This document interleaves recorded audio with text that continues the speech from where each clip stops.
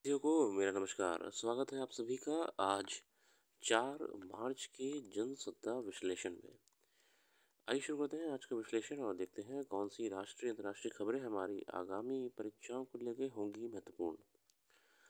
प्रथम पृष्ठ पे हमारे सामने राजनीतिक खबरें, उस पर नहीं जाएंगे और सीधे अपने मुद्दे पे आते हैं। संपादकीय में लेख है अर्थव्यवस्था का मानवीय चेहरा। अर्थव्यवस्था में मानवीय दृष्टिकोण की अवधारणा कार्ल मार्क्स के समय से ही अस्तित्व में है। आर्थिक विज्ञान और बाजार गतिविधियों के नैतिक आयामों का विश्लेषण करने वाले विद्वानों का मानना है कि अब भी हम अर्थव्यवस्था के मानवीय चेहरे की तलाश में हैं। मानवीय अर्थव्यवस्था में करीब कल्याण, श्रमिकों के साथ बेहतर व्यवहार, सामाजिक रूप से जागरूक निवेश, निष्पक्ष प्रतिस्पर्धा आदि तत्व शामिल होते हैं। दिखने में यह पूंजीवाद और समाजवाद के बीच का तीसरा रास्ता लग सकता है, लेकिन आज के परिवेश में यह उपयुक्त नहीं लगता, क्योंकि वास्तविक समाजवाद का पतन हो चुका है। इसलिए इसको पूंजीवाद के मानवीय चेहरे के रूप में ही देखना उपयुक्त होगा।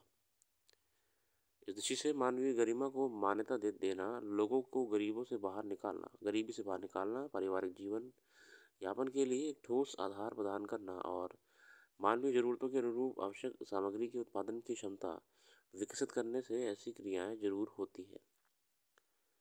देश की सरकारों ने अर्थव्यवस्था में मानवीय दृष्टिकोण रखते हुए राष्ट्रीय ग्रामीण स्वास्थ्य मिशन एवं अन्य योजनाएं शुरू की। बच्चों को मुफ्त और अनिवार्य शिक्षा का अधिकार 2009 में, शहरों में गरीबी और बेघरों को आवास प्रदान करने वाला योजना दी। मतलब कि वेलफेयर, यहाँ पे हमारा देखिए इकोनॉमिक्स का दो प्रकार का मतलब होता है। मतलब तो कई प्रकार की होती है, मगर एक जनरल क्लासिफिकेशन करूँ तो गेयर इकोनॉमिक्स होती है और एक आपकी सॉर्ट ऑफ मोनेटाइज कह सकते हो, या फिर आप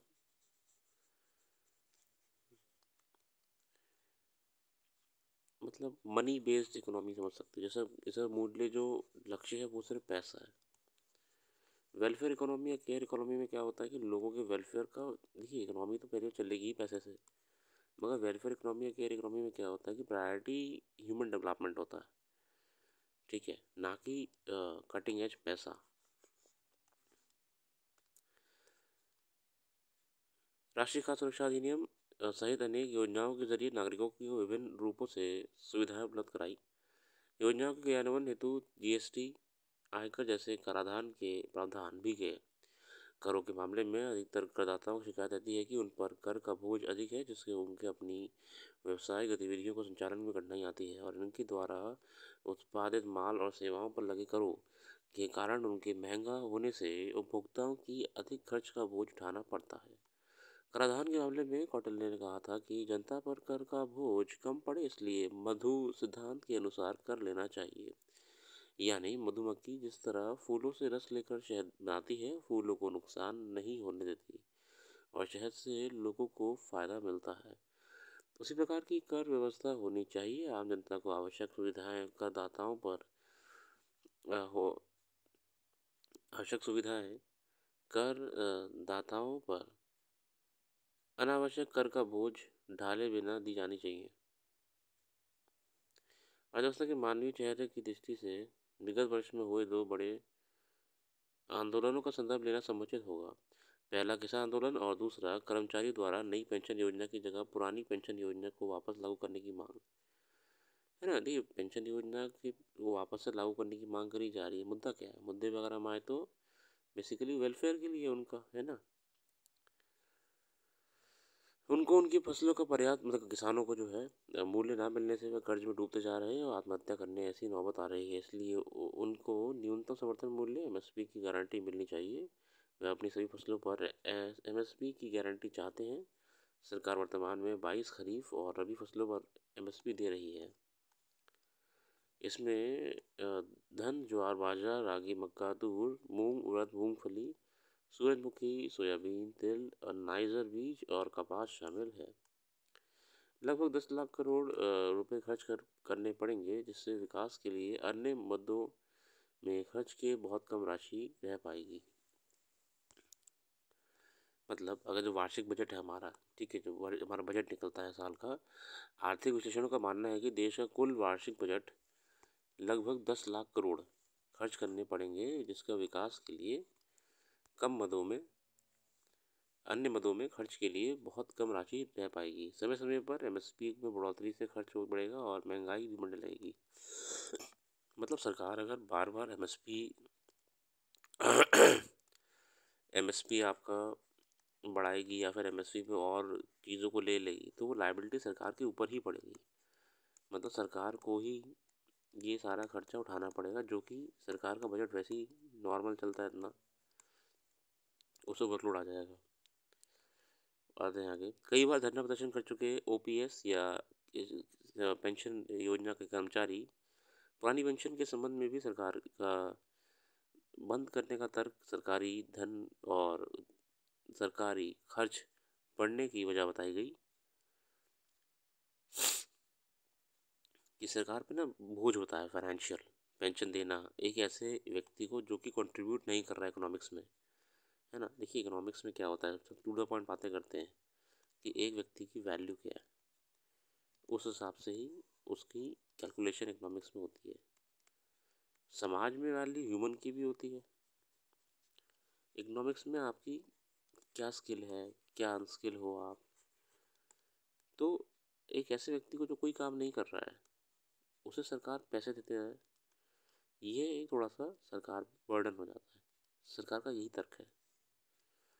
आप ह्यूमन पॉइंट ऑफ व्यू से देख रहे हो, अरे नहीं सर सारी ज़िंदगी सेवा दी है सरकार को, इसलिए पेंशन आनी चाहिए, तो ये एक दूसरा पर्सपेक्टिव है, ये एक दूसरा पर्सपेक्टिव है। आगे देखते हैं। दोनों ही मामलों में मानवीय पहलू महत्वपूर्ण है। एक वर्ग जो किसान है और जिसे अन्नदाता माना जाता है, और दूसरा वर्ग सरकारी कर्मचारी है जो सारे सरकारी तंत्र की हड्डी माना जाता है। अगर इन दोनों वर्गों की मांगें पूरी तरह से नहीं मानी जा रही, तो कुछ ऐसे उपाय तो किए जा सकते हैं किसी जिनसे अर्थतंत्र में पर बुरा प्रभाव पड़े बिना इनको संतुष्ट किया जा सके। सरकार द्वारा किसानों की सभी फसलों पर एमएसपी गारंटी देना संभव नहीं है, जो बातचीत से बीच का रास्ता निकालकर अन्य तरीकों से उनकी आय बढ़ने के प्रयास करने चाहिए। हाँ देखिए एमएसपी के बढ़ने का तो नहीं है, तो कम से कम हम उनकी इनकम को ऑल्टरनेटिव कर सकते हैं। ऑल्टरनेटिव इनकम कैसे कर सकते हैं कि सरकार कि किसानों को घाटा ना हो हर बार। उनको हम कह सकते हैं कि आप डेयरी फार्मिंग करो, ठीक है।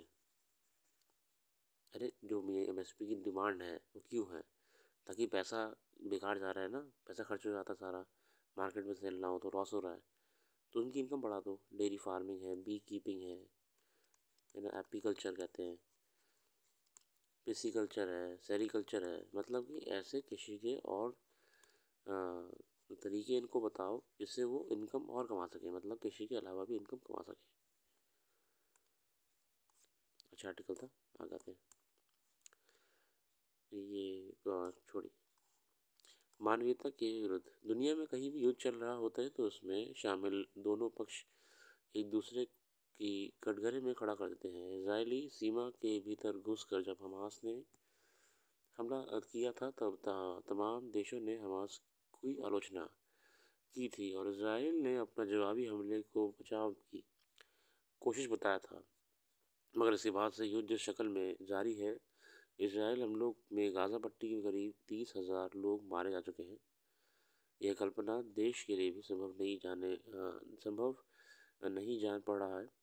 मतलब है कि इतने लोग की डेथ हो गई है वहाँ पे गाज़ा पट्टी पे, ये कल्पना करना भी मुश्किल है कि घोषित तौर पर युद्ध जारी रहने के बावजूद किसी देश के सैनिक ऐसे लोगों पर हमला कर देंगे, बहुतों को मार डालेंगे जो भूखे और लाचार खड़े कई कहीं से मानवीय मदद और भोजन मिल जाने की आस में थे।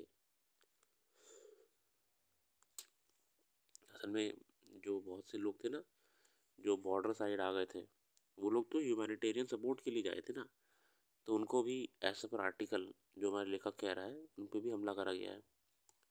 इसराइल सैनिकों की इस कार्रवाई के बाद जहां अमेरिका और फ्रांस जैसे सहयोगी देश भी नाराज और दुखी हैं, ब्राज़ील, जर्मनी आदि कई देश सहित संयुक्त राष्ट्र महासचिव ने भी निंदा करते हुए इसकी जांच की मांग की है, मगर इसराइल के रुख में कोई नरमी नहीं दिख रही। भारत ने भी कहा कि इस तरह से इतने लोग को मारा जाना और गाज़ा की तो स्थिति अत्यंत चिंता का विषय है। अब देखिए वो तो उनका मैटर चल रहा है जो वो लंबे समय से वॉर के रूप में आ ही चुका है सामने। और इंटरनेशनल कम्युनिटी, यूनाइटेड नेशंस है और तमाम बड़े वेस्टर्न नेशंस हैं, ये सब विरोध कर रहे हैं, ये ह्यूमैनिटेरियन क्राइसिस है। मगर हमें ये भी नहीं भूलना चाहिए कि यूएसए जो इसका विरोध कर रहा है वो खुद अपने इतने हाथ खून से रंग चुका है ना। इराक इराक है, ईरान है, अफगानिस्तान है और वियतनाम है। विश्व में कितनी जगह है जहाँ पे यूएस ने युद्ध कर कर के और लड़ाइयाँ कर कर के मासूमों की जान ली है। अफगानिस्तान में ली है, ईरान में ली है, इराक में ली है। तो दूसरे पे उंगली उठाने से पहले कुछ राष्ट्रों को अपने ऊपर भी देखना चाहिए। चलिए आ जाते हैं। बाकी अच्छे रहते रखते हैं। आप लोगों को जो भी करंट अफेयर्स और एक्स्ट्रा पढ़नी है वो आपको वेबसाइट पे जाके लिंक मिल जाएगा, वहाँ पढ़ सकते हैं। लिंक डिस्क्रिप्शन में जो मौजूद है, आप डिटेल एनालिसिस करंट अफेयर्स का वहाँ पे देख सकते हैं। अपना कीमती समय देने के लिए बहुत बहुत धन्यवाद। आपका दिन शुभ हो।